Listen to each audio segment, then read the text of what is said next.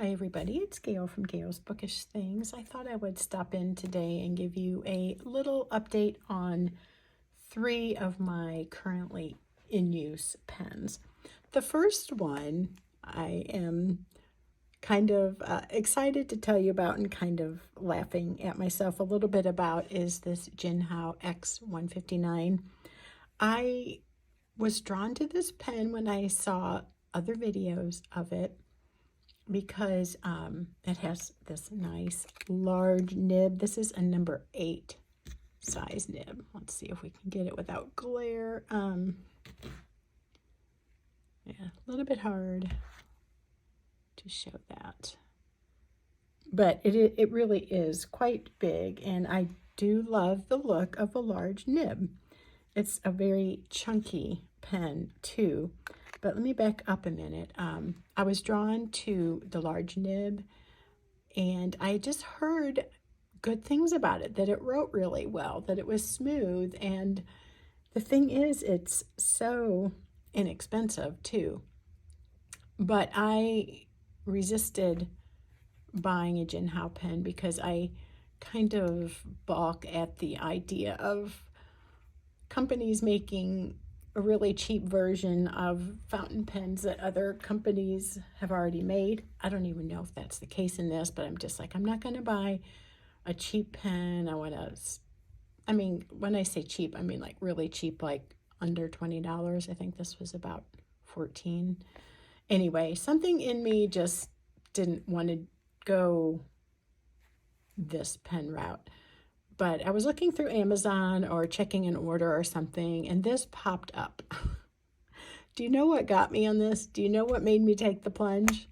It was called coffee. So, of course, I have to have a pen that's called coffee. You know, I'm not going to buy it, and it goes against everything I stand for. But if you label it coffee, well, I may reconsider. So I bought it. I think that was like the best marketing scheme ever. If you just call it coffee, you've got me. And so if you get me, I'm sure other people are falling for it as well. Other places I've seen it listed brown, but because this one was called coffee, I thought it was something different. It looks a little more richer in color on the Amazon photo. And in person, I think it just kind of looks like a cheap pen, to be honest. It's not super impressive. It does kind of look like how my coffee looks. Very creamed up, very black coffee. But anyway, had to laugh. So against everything, again, that was in my... Well, I wanted to like it because I don't want to waste money, but I was expecting not to be impressed. But I do like it. Now, it does have this big grip section. And as much as I like a chunky pen, at first that felt just even a little bit large for me. However, after using it a few times, I have come to really enjoy having this pen. So it... as you can see, oops, that's supposed to be an A. It writes nice and broad. This was a medium, but the line is very similar to what I'm used to and what I enjoy in a broad nib. And the color I have in here, if you're curious, is by Conklin. This was given to me by my friend Marcy over at Marcy Me. And I don't have the vial in front of me, but it's something to do with the 75th Jubilee of Israel celebration. I don't have the right name. But anyway, beside the point at this stage of the game, this just writes very smooth. Whichever way you go, it just gushes. Or maybe if not gushes, puts down a very ample flow of ink. This is the second ink I've had in here. I started with Diamine Winter Spice because I thought this bigger flow, or what I've heard was a generous flow of ink before I tried it, would do well with the ink that has that shimmer and sheen in it. And it did tend to show off some of that ink color's attributes. I bought that ink originally because it had like this really pretty green and brown and blue shimmer to the brown ink, and so it worked well in this. And just to mix it up, I wanted to try another one of the samples that had been given to me, and I'm really liking this, excuse me, this Jubilee ink in here. This Jinhao is just really nice. I find that I can write with it for a long time, and my hand is generally not, you know, tired out from it. I think the wider grip just causes less fatigue for my hand.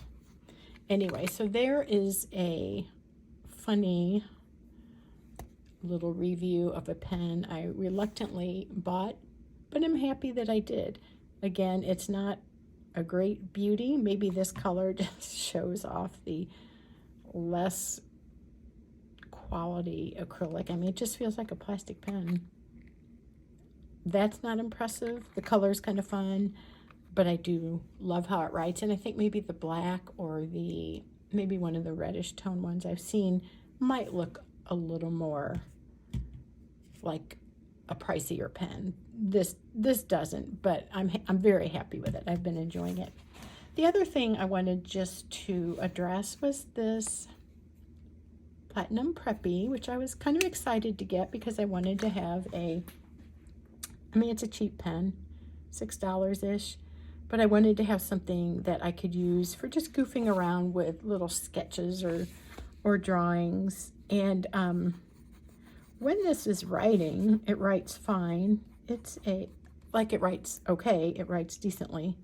It is a fine nib, but sometimes it just doesn't write at all. It's like the ink won't flow from it, and I've got it taped up. I have talked about this, but it is all cracked. I don't know if you can see it through the tape. There's all these like running this way cracks, and I just don't get why that happened. I don't really feel like I was rough on the pen, but they're there. And so what happens is oftentimes when I'm trying to pull off the cap, I pull the whole thing out because this is just cracked already. So I can't figure that out, and I would be interested to know if you've had this same problem. Did I just get a pen that arrived cracked and I didn't notice it? Have I done something to crack it? Or I don't know. I'm not sure. It's not like I spent a lot of money. Like I said, around $6. So it's not a huge financial loss, obviously, but I was really hoping to enjoy this a little more, and it's been just generally a mediocre experience. So maybe I need to play around with that more. I don't know. That does frustrate me that it's already cracked, and that the quality of writing to me isn't so great. Might be a fluke, though. I'm willing to consider that. And just to talk a little bit about my standard, almost constantly inked pen, the TWSBI Cement Gray Broad Nib, my first opaque color. A friend had commented once, "What, you bought an opaque pen?" I'm like, yeah, and it's kind of funny because now I really like them. And I'm seeing I have some glue or something on there, but this is just my ongoing favorite. This Grise Orage Stormy Gray by J. Herbin is just such a perfect color for this pen, and I just never have any problem with this combination virtually on any paper I try. It's just a reliable. It flows well, it writes well, it's smooth. So it's kind of a good gauge for me on how any other pen and ink combination are doing. If it gives me a similar feeling as I get when I write with this, then I'm like, okay, this is good. So that's just a little tribute to an ongoing favorite. This is please comment, what has your experience been? What am I doing wrong? What's the deal? And this is just the comical purchase. Enjoyed, but very funny. So anyway, that's all. Hope that was entertaining at least to you, and hope you're having a great day. We'll see you again soon. This is going to move. Bye.